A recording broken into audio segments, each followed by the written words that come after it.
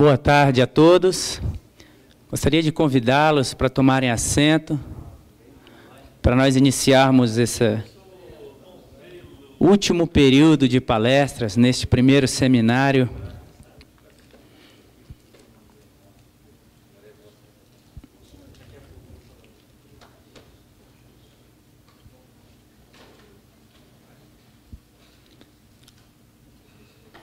Primeiro seminário Luso-Brasileiro, Sistema de Justiça Criminal, Violência Local e Criminalidade Transnacional.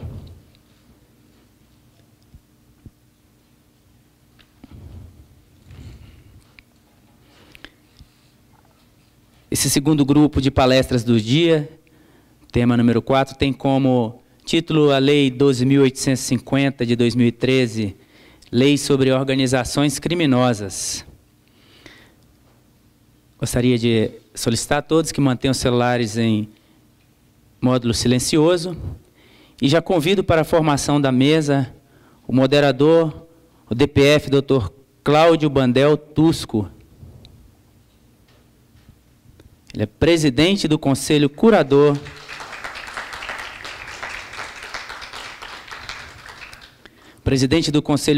da Fundação Brasileira de Ciências Policiais, delegado de Polícia Federal, especialista em Direito Penal e Controle Social pelo UniCeub, especialista em Participação Social pela Universidade Federal de Minas Gerais, conselheiro do Conselho Nacional de Segurança Pública, conselheiro do Conselho Distrital de Direitos Humanos, conselheiro do Conselho Distrital de Juventude, conselheiro do Conselho Distrital de Transparência e Controle Social, assessor especial do secretário de Segurança Pública do Distrito Federal.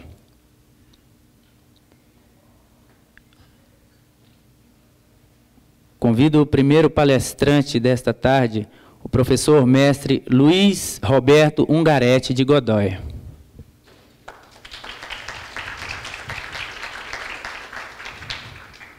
Ele é delegado de Polícia Federal, professor da Escola Superior de Polícia, atual coordenador-geral do Centro Integrado de Inteligência Policial da Diretoria de Inteligência do Departamento de Polícia Federal.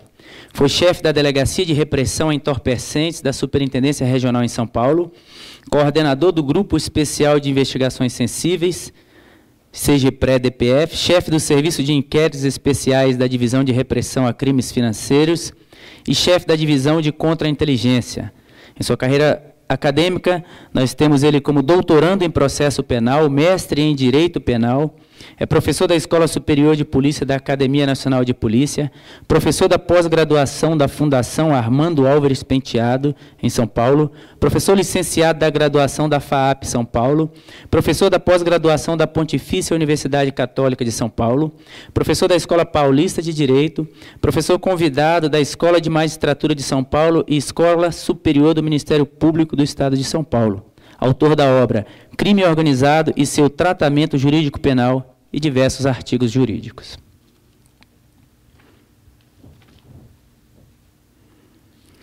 Convidamos o segundo palestrante, o mestre Adriano Mendes Barbosa, professor mestre Adriano Mendes Barbosa. Adriano Mendes Barbosa, delegado de Polícia Federal, mestre em Defensa e Análises pela Naval Postgraduate School, título revalidado pela Universidade de Brasília, professor da Escola Superior de Polícia da Polícia Federal, professor da Universidade de Brasília, pesquisador sobre as temáticas do terrorismo internacional, da inteligência policial e da investigação criminal, escritor e articulista nesses temas. Convidamos o terceiro palestrante, o delegado de Polícia Civil, Dr. Jorge Luiz Xavier.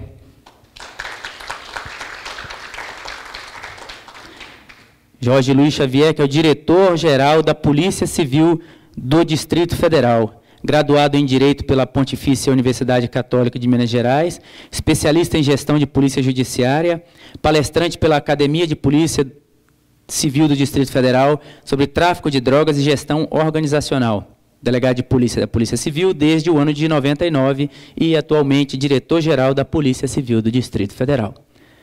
Convido os membros da mesa a tomarem assento e já passo a direção dos trabalhos ao moderador.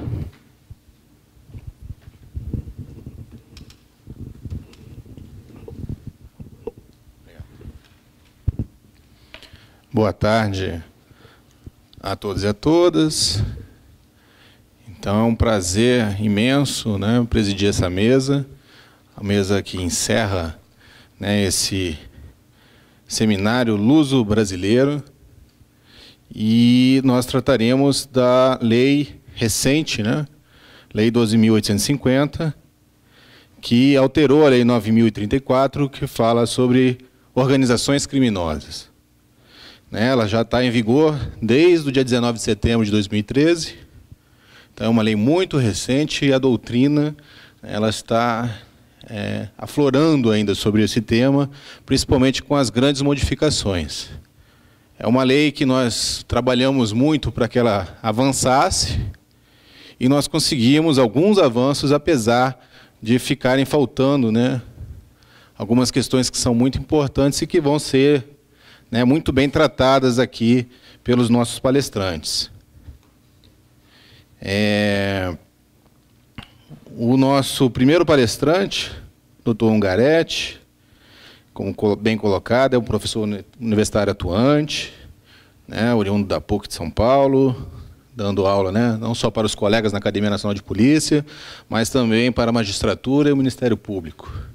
É pessoa de largo conhecimento, é um delegado federal que atua, né, no combate aos crimes financeiros, chefiou unidades de crime de combate a entorpecentes e de investigações especiais e sensíveis dentro da Polícia Federal. E ele vai abordar as técnicas especiais de investigação dessa nova lei de crime de organizações criminosas. Já o nosso doutor Adriano Barbosa, ele é professor universitário de uma disciplina, né, que nós brigamos bastante para colocar na Universidade de Brasília e também em outras faculdades, que é a disciplina de investigação criminal na graduação de Direito. E, incrível que pareça, é uma disciplina que tem grande disputa dentro da Universidade de Brasília, não só entre os estudantes de Direito, mas diversos outros atores, né? Chegamos a ter uma colega da odontologia, que visando, né, a trabalhar como perita criminal, né, que é uma especialidade, né, dentro da nossa perícia, principalmente aqui no nosso Instituto Nacional de Criminalística. E, então, existe uma disputa muito grande entre os alunos para poder, né, e essa matéria agora está entrando na grade oficial do curso, né, vai deixar de ser uma matéria optativa, vai ser uma matéria obrigatória do curso. E, além disso, também tem grande experiência, né, na atuação na repressão aí dos crimes no sistema financeiro também. É um delegado nosso lotado na inteligência policial, né, e vai falar sobre o tema crime organizado e terrorismo. Já o nosso querido doutor Jorge Luiz Xavier, né, meu colega lá no governo do Distrito Federal, nosso diretor aqui da Polícia Civil, que é a Polícia Judiciária, né, no Distrito Federal, vai tratar sobre a investigação da criminalidade organizada no âmbito regional. Então, sem mais delongas, vou abrir para o doutor Ungaretti já começar a fazer a primeira palestra. Obrigado. Obrigado.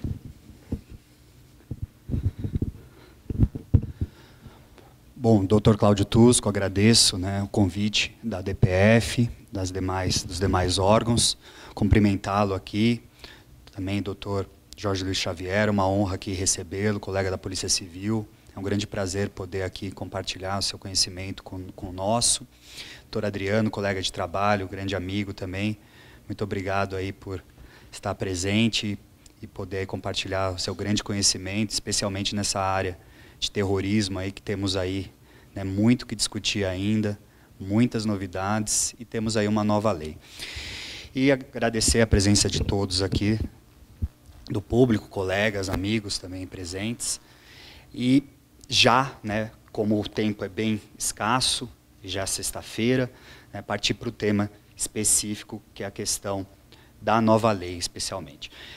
Antes de falar sobre a questão das técnicas especiais de investigação, que a nova lei 12.850 inovou, em parte, porque muitos dos temas que eu vou tratar, a própria doutrina, a própria casuística, jurisprudência, já vinham, né, de certo modo, aplicando com relação, né, conceitos, com relação a hipóteses, com relação à própria regulamentação, apesar, né, de antes da Lei 12.850, só até então tínhamos, né, a previsão e não tínhamos, né, a questão da regulamentação. E isso gerava um desconforto para a atividade policial muito grande, especialmente porque, pega, por exemplo, a ação controlada, a infiltração, são técnicas extremamente invasivas, que mexem, né, com direitos e garantias, interferem com direitos e garantias, os direitos e garantias fundamentais, e, por sua vez, muitas vezes o policial, aquele que realmente, né, ali está no fronte, aplicando aquelas técnicas, ficava muitas vezes num limbo, muitas vezes num cenário de insegurança jurídica. Então, é o principal tópico, né, dessa agenda de hoje. Fundamental, né, antes de mais nada, até para poder delimitar o tema e falar com um pouco mais de praticidade, né, delimitar o âmbito de atuação da Polícia Federal, principalmente para aqueles, né, que não são da carreira da Polícia Federal, da Polícia Civil, uma vez que isso facilita até o entendimento da nossa atuação do combate ao crime organizado e porque hoje, né, a Polícia Federal tem se destacado, junto com outras polícias, como a gente vê recentemente, né, grandes operações da Polícia Civil do Distrito Federal, na utilização dessas técnicas modernas, dessas técnicas especiais de investigação.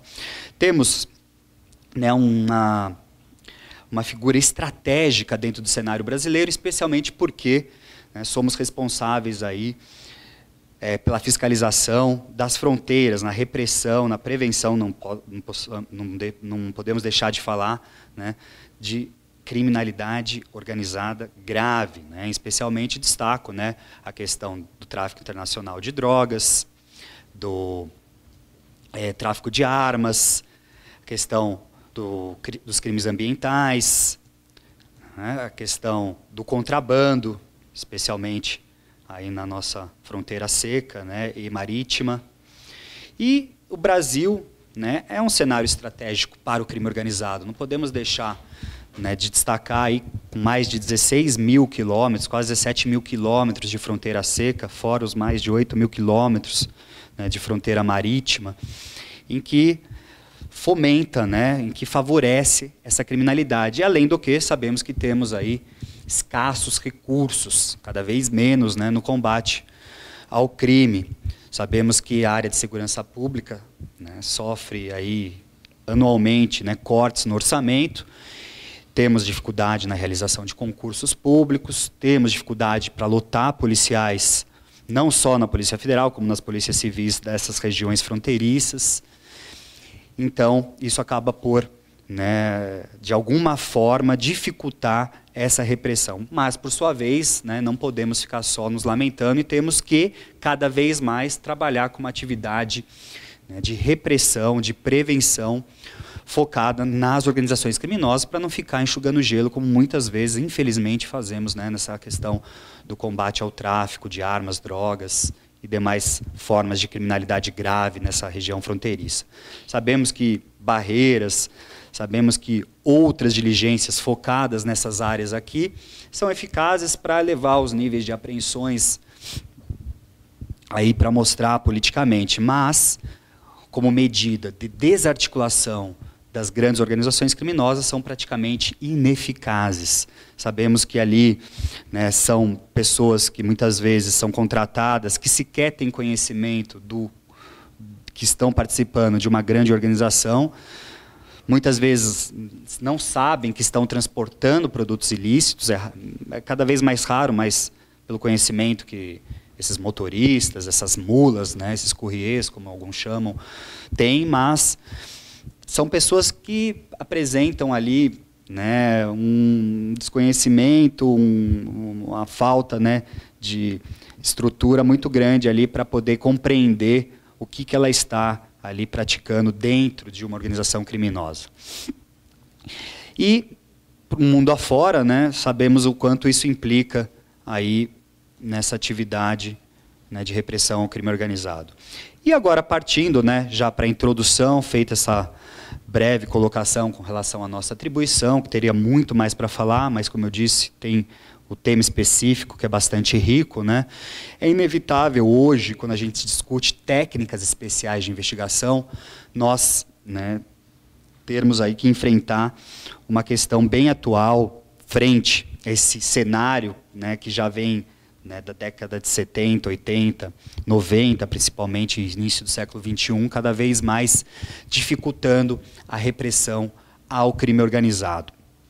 Sabemos da dificuldade com relação aí a monitoramento, sabemos da dificuldade com relação à língua e outras questões mais socioculturais que envolvem, né, a própria repressão ao crime organizado.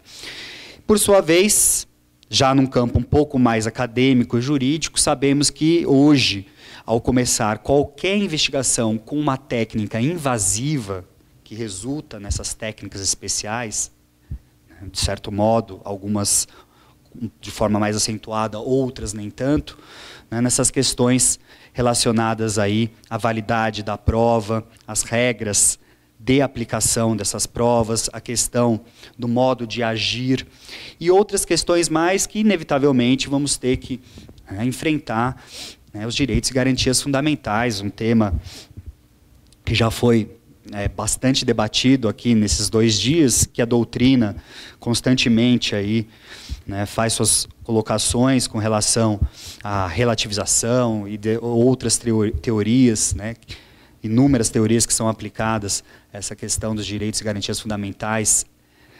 E, né, inevitavelmente, aqui sabemos que a investigação na repressão ao crime organizado, vamos ter que lidar com esse tema específico. E questão da dignidade humana, questão do Estado Democrático de Direito, igualdade, liberdade, o professor Werner aí já falou com bastante propriedade, né, até na aplicação, como estávamos discutindo antes, na aplicação do conceito do crime organizado, sobre organização criminosa. Então, né, nesse ponto eu concordo com ele, né, não podemos jamais deixar de analisar as técnicas especiais de investigação com base nesse foco, nesse enfoque primordial das garantias fundamentais, especial princípio da dignidade da pessoa humana. Por sua vez, né, vivemos um cenário hoje, né, um tanto árduo, complicado, especial, né, para os aplicadores da lei, que é a relação, né, com relação a essa questão da nossa lei penal. Cada vez mais a sociedade, a mídia, os programas sensacionalistas, o próprio Congresso Nacional, aí, né, defende a criação de novos tipos penais, o endurecimento das penas, a flexibilização da prisão cautelar e outras medidas mais, né, que a gente sabe que não é tão simples assim, por mais que num primeiro momento, nós, em especiais que, né, trabalhamos no combate ao crime organizado, em especial, né, queremos muitas vezes mudar, queremos muitas vezes ter um maior rigor, né, na aplicação da lei. Nossa lei já é, né, muitas vezes aí até considerada, né, muitas vezes rigorosa, mas por outras vezes nem tanto, mas, por sua vez, sabemos que não é tão simples assim essa discussão, não basta ocorrer um fato grave e, por clamor popular, chegarmos lá, votarmos uma lei. E nesse ponto, né, já queria partir para a Lei 12.850. Teria outras questões a falar. Como é que fica o cenário hoje, né, desse clamor popular, dessa ânsia por criação de tipos penais com relação à nova lei do crime organizado?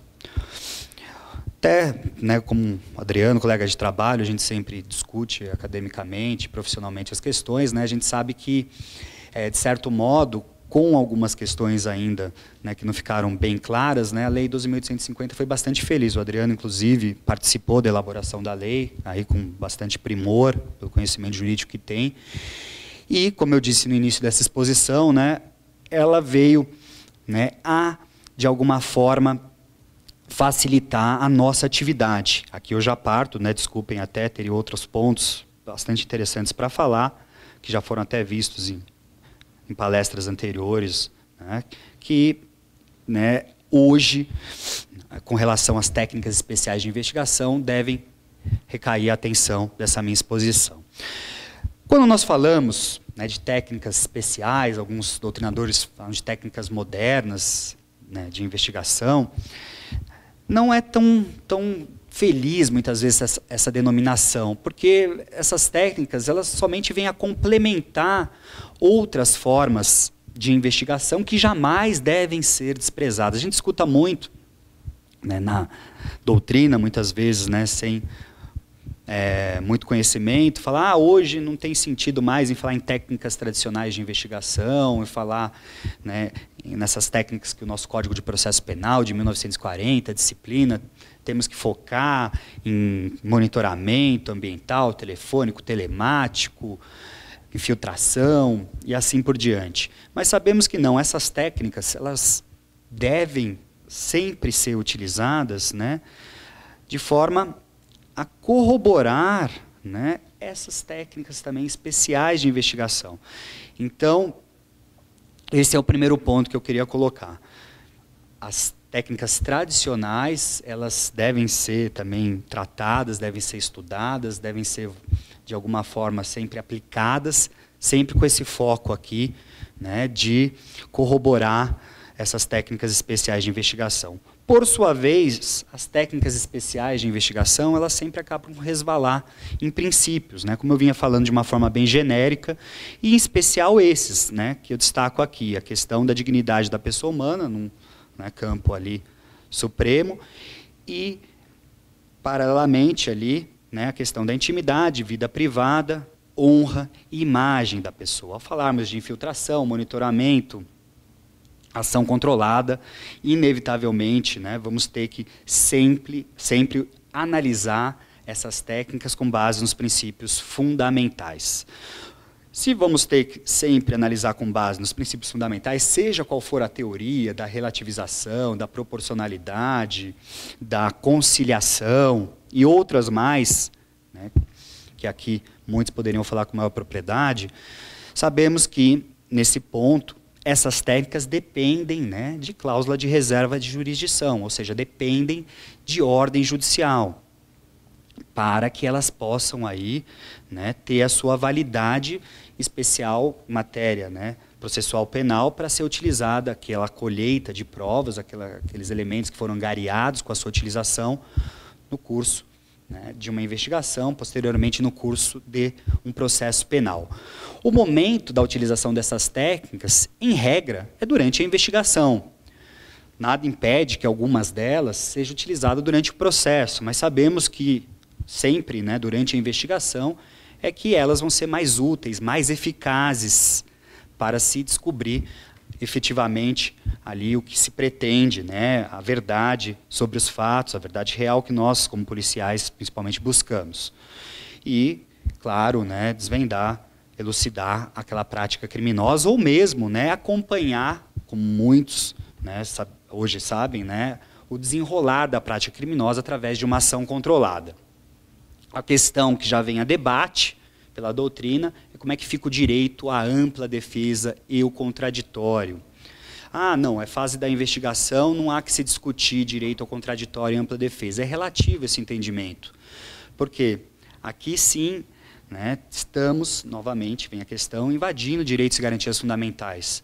O contraditório e ampla defesa, por mais que esta técnica esteja sendo aplicada em uma investigação, ali, né, vamos ter uma medida cautelar, vamos ter, né, que respeitar princípios.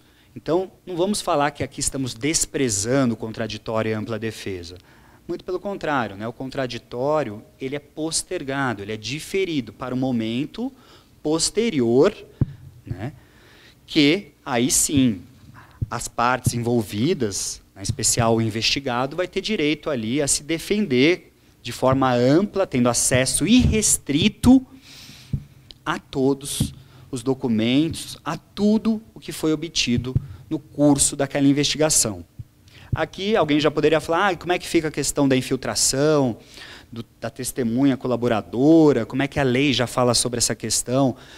Pode ter a testemunha sem rosto, o infiltrado pode encobrir a sua identidade? a lei já traz alguns parâmetros, de uma forma um tanto tímida ainda, não como nós encontramos, né, na legislação aí comparada, mas, por sua vez, né, traz já alguns parâmetros para que aquele policial, aquela testemunha, né, que acabou colaborando, o policial que atuou de uma forma direta, praticando crimes, tenha também a sua segurança. Né? Não podemos elevar o direito ao contraditório e ampla defesa ao patamar máximo e, né, não garantirmos um direito da mesma, né, envergadura ou maior, que é o direito à segurança, né, do cidadão que colaborou, do policial que atuou ali arriscando a sua vida naquele trabalho. Então, o contraditório é sim respeitado, mas claro, com a sua devida, né, com seu devido momento, com seu devido momento correto aí. Dentro do cenário do crime organizado, teríamos aí, né, pela própria, né, facilidade que envolve o cenário brasileiro, diversas organizações, para poder citar como exemplos, que atuam de forma direta ou indireta aqui no Brasil, desde organizações aí de caráter violento até outras organizações que nem sequer aí conhecemos, né, a cara do sujeito, porque atua de uma forma, né, distante, muitas vezes atrás aí de um computador. E aí, né, podemos já citar, né, diversas ocasiões em que nos defrontamos aí com grandes organizações que estão cada vez mais atuantes, né, no cenário nacional, praticando aí crimes violentos. Essas, num primeiro momento, chocam muito mais a população, causam temor, né, de uma forma difusa, mas, por sua vez, muitas vezes não são elas as que trazem, né, um prejuízo tão grande para a sociedade como ligada aí às organizações ligadas a crimes econômicos, aos crimes como, né, alguns chamam de colarinho branco, aquela criminalidade que acaba, né, corrompendo de forma direta, né, os cofres do Estado. Com relação ao bem jurídico, sabemos que é um bem meta-individual, que nos resume somente à paz pública, o combate ao crime organizado.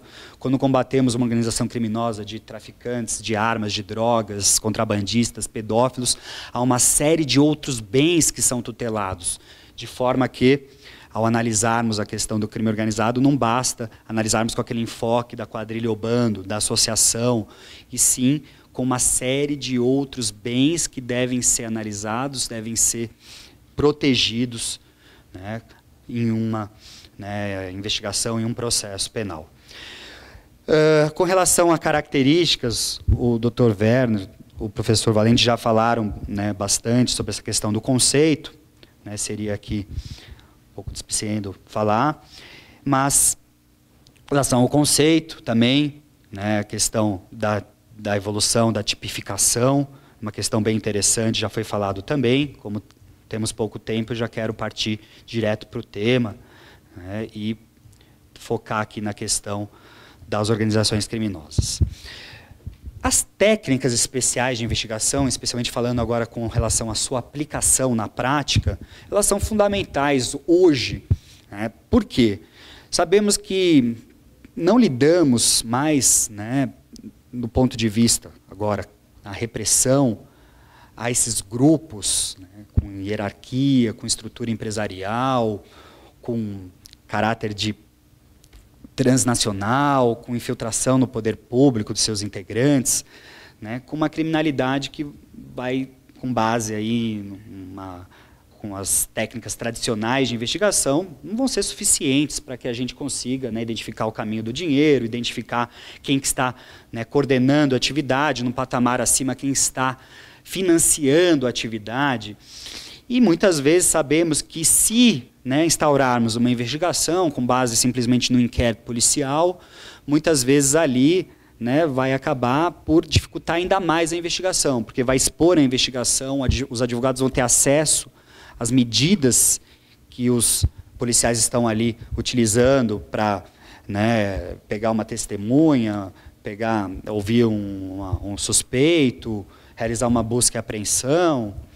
Então, temos que utilizar, sim, técnicas que foquem, né, de uma forma ainda sigilosa, de uma forma encoberta, identificar, né, a atividade criminosa, identificar os seus partícipes, identificar o produto do crime identificar o produto, né, objeto específico do crime, os bens que estão sendo adquiridos e assim por diante. E isso só se faz, né, com determinadas medidas, que hoje, algumas delas, não todas, são contempladas pela nova Lei 12.850, de uma forma que tente preservar ao máximo o sigilo das investigações. Sabemos que a questão de sigilo, muitas vezes, né, é debatida nos tribunais pela doutrina especial, com relação, né, até que ponto o advogado pode ter acesso ou não, mas, como eu já adiantei, essa questão vai, sim, ser analisada posteriormente, vai ser analisada contraditório diferido, postergado. Bom, além da Lei 12.850, temos também, né, convenções, tratados que disciplinam técnicas especiais de investigação. Então, não podemos simplesmente fazer uma análise hoje da ação controlada, da infiltração, da entrega controlada, né, com base simplesmente na Lei 12.850. Temos que recorrer a outros diplomas. Destaco em especial a Convenção de Palermo e a Convenção de Viena e a Convenção de Mérida, né?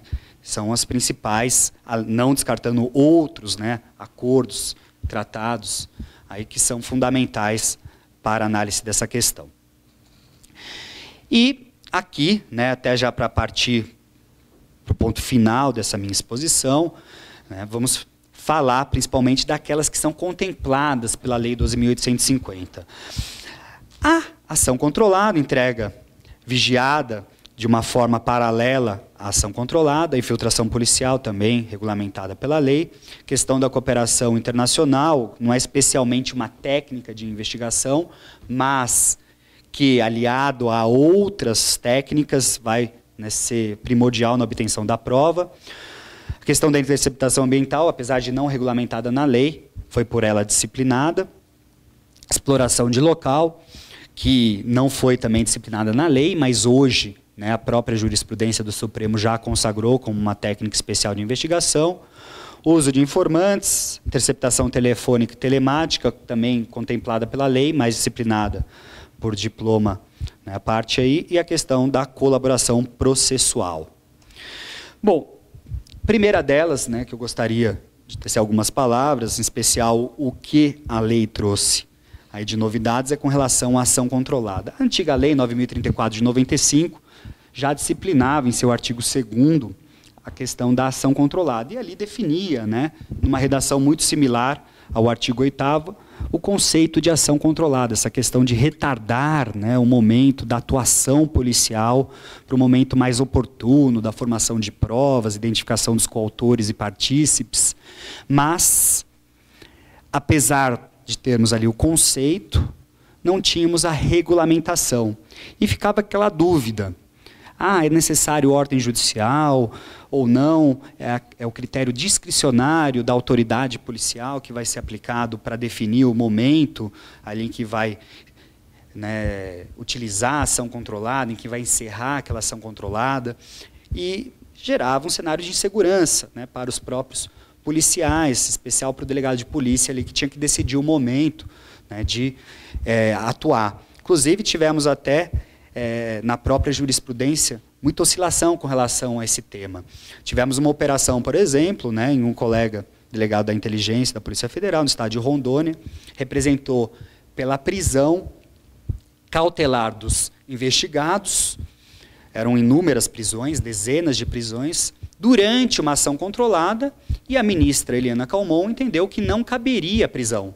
Como não caberia a prisão? Ali a farta prova, não. Eles estão sob ação controlada, eles estão em flagrante delito. O senhor delegado de polícia, né, já tem o meu aval aqui para realizar essa ação controlada, então pode atuar a qualquer momento. Claro, com base naquela decisão, quem definiu a prisão, ele já tinha todo o respaldo jurídico para prender em flagrante os policiais. Eram policiais que estavam envolvidos, mas políticos, empresários, advogados, né, naquela organização criminosa que estava sendo investigada pela contra-inteligência da Polícia Federal. Então, justamente agora, com essa regulamentação, a lei, né, veio justamente a trazer um cenário de maior segurança. Hoje, não é necessária autorização judicial para ação controlada, mas é sim necessário que, né, a autoridade policial informe o juiz competente, né, que vai acompanhar, em conjunto com o Ministério Público ali, né, a legalidade daquela ação, e é para evitar também alguma desproporcionalidade na atuação da autoridade policial.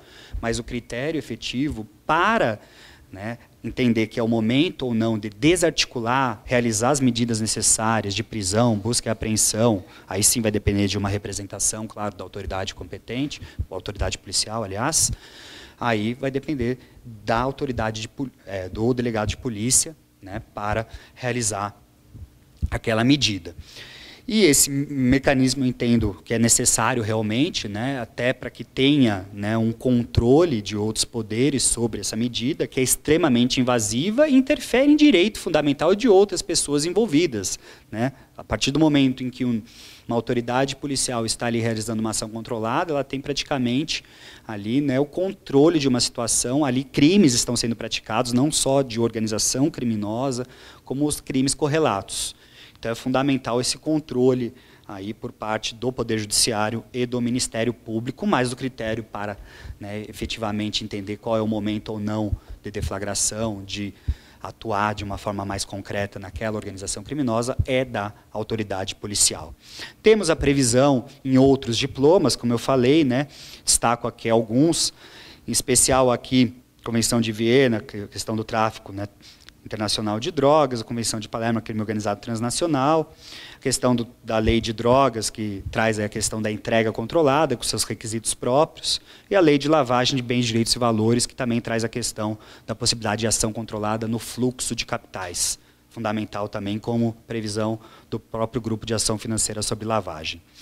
Já realizamos, aqui cito até operações antigas em que eu atuei, que eu presidi, com ação controlada, antes da Lei 12.850, em que realizamos essa técnica com bastante eficácia, justamente para, né, conseguir aí, identificar a participação, né, de criminosos internacionais aí ligados com criminosos brasileiros. Em especial, destaco que foi bastante proveitosa essas operações no tráfico de drogas, que a gente sabe que é muito mais fácil, né, atuar, até porque ali interferência política, a questão até das próprias decisões judiciais, elas vêm com muito mais facilidade, né? Um juiz tem muito mais facilidade em deferir uma prisão, uma busca, uma medida invasiva numa organização criminosa de narcotraficantes do que com relação, né, a uma organização criminosa aí, de criminosos de colarinho branco.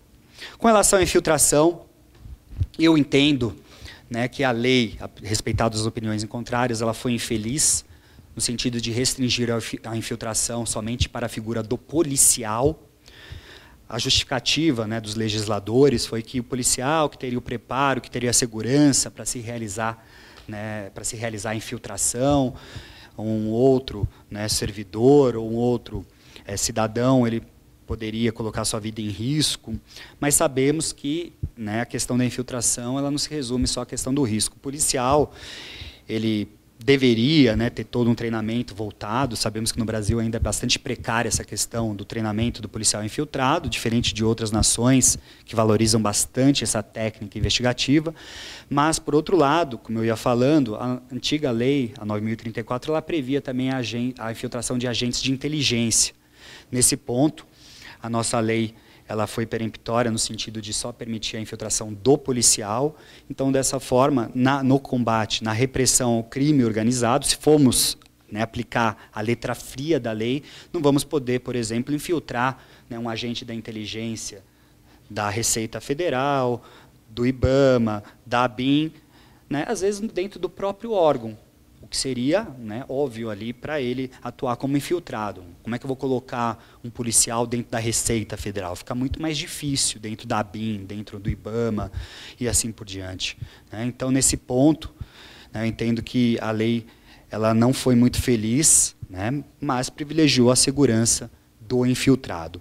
Por sua vez, trouxe a regulamentação. Nesse ponto, a lei deu uma maior segurança jurídica para o infiltrado, para o delegado que coordena a investigação, uma vez que ali estabeleceu o prazo, estabeleceu qual que é a conduta que o policial pode praticar, sempre com base, né, na proporcionalidade.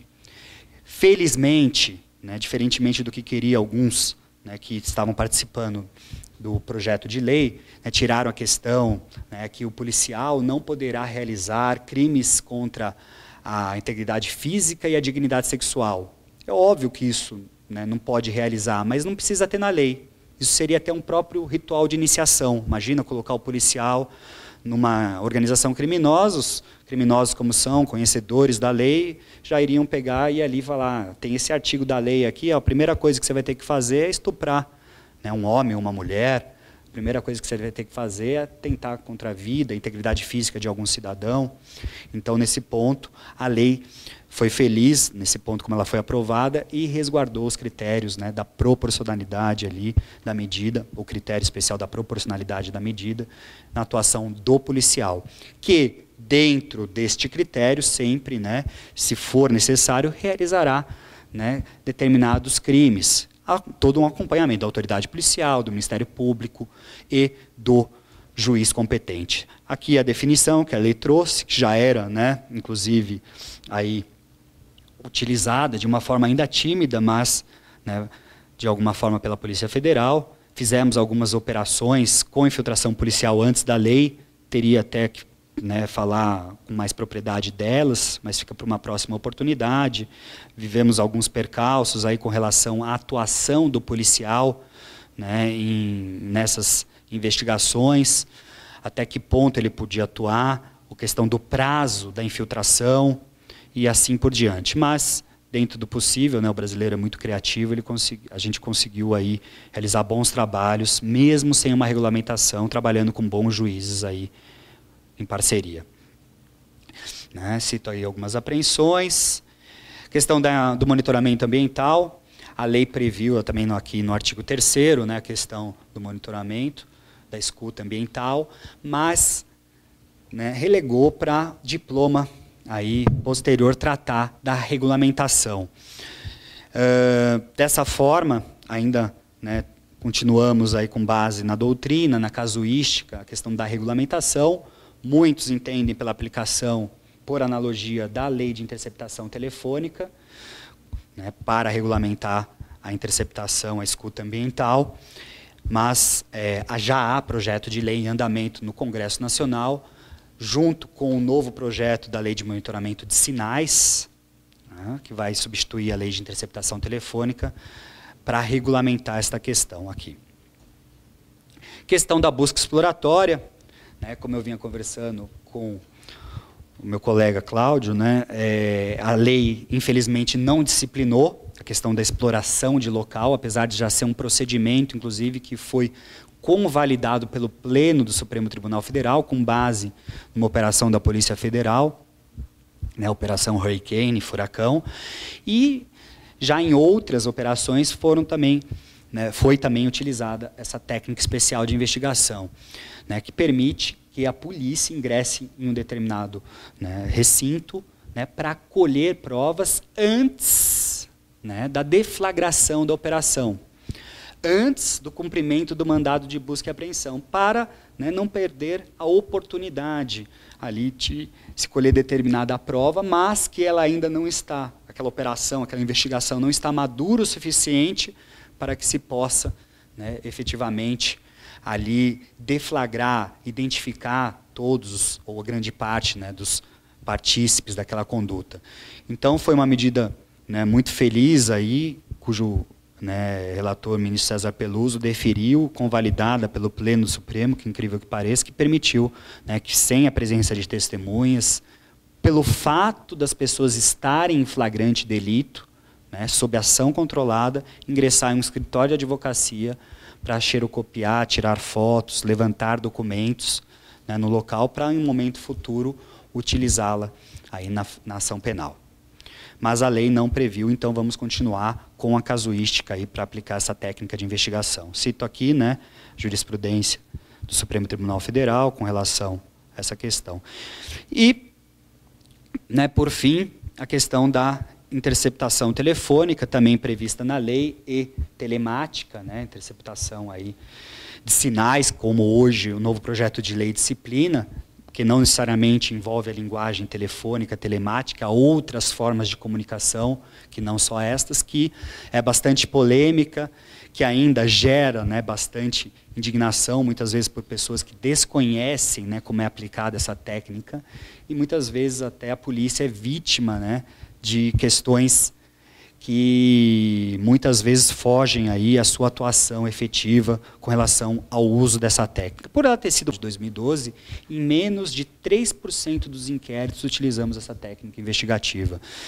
E o Dr. Xavier vai poder falar com bastante propriedade, acredito que da mesma forma, né, como é utilizada essa técnica na Polícia Civil, que atua de uma forma muito similar à Polícia Federal com relação a essas técnicas especiais de investigação. Infelizmente, ainda temos, né, um campo muito nebuloso com relação ao prazo, com relação à questão da transcrição do que foi colhido durante aquele monitoramento telemático, telefônico, e outras questões mais que ainda atormentam bastante a nossa atuação. Então, dependemos sim de uma regulamentação, né, mais efetiva. A Lei 9296 ela já está ultrapassada com relação à interceptação telefônica e telemática de dados de informática, de forma que possamos atuar com uma maior segurança e evitar, né, o que temos aí muitas vezes, né, nos defrontado aí com relação às decisões dos tribunais superiores. Depois de anos de investigação, com um simples despacho, não posso nem falar que é uma decisão, um ministro anula toda uma investigação, anula toda uma operação, processo já com decisão de primeira, segunda instância, muitas vezes, com condenação, aí que demonstra cabalmente ali a culpa, né, em especial de criminosos de colarinho branco. Né? Infelizmente são esses processos que se destacam com relação a essa questão. E tornam nulo ab início, porque ali houve um vício numa decisão que prorrogou, né, por mais de 30 dias, ou mesmo uma decisão que autorizou a interceptação telefônica de uma forma não fundamentada, ou outras questões, né, porque utilizou um agente da ABIN numa investigação, ou porque utilizou um relatório do COAF. Então, sem desprezar, claro, respeitada essa decisão, muitas vezes ali tem a sua fundamentação, mas, né, temos que ter uma segurança jurídica para podermos aplicar essas técnicas especiais de investigação e atuar de uma forma segura, de uma forma, né, também eficaz no combate ao crime organizado. Agradeço a atenção, né, tendo em vista aí que nossos colegas policiais vão poder acrescentar muito mais a esse tema, tem muitas questões interessantes ainda a falar. Passo agora a palavra para o moderador, Dr. Cláudio, para dar continuidade. Obrigado pela atenção aí e até uma próxima oportunidade.